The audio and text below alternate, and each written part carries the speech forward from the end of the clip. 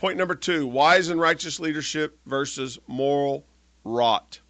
When leaders uphold righteousness and wisdom, communities experience stability.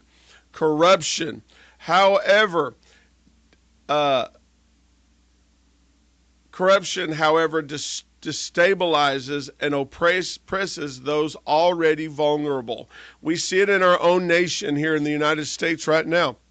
Cities who have turned their back on Bible moral principles deteriorate into crime, deteriorate into they're not safe. They fall apart. They usually fall into economic deficit because they are supporting ungodly things. Taxes go higher and higher, and eventually what happens, people start fleeing those big cities, going into the rural areas or other areas where things are more conservative and more godly. Listen, look at some of the big cities over the last 10 years in our nation. The rioting, the fighting, the burning down of the city, the destruction.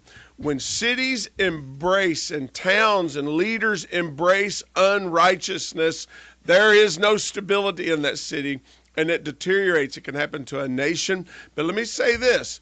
We talk about it on a national scale and on a governmental scale. But let me also tell you this.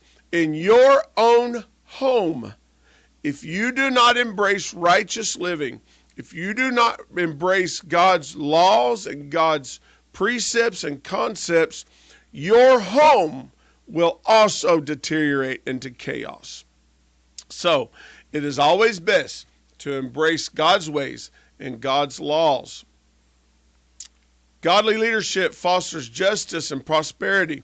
Moral decay in government or personal leadership roles invites downfall.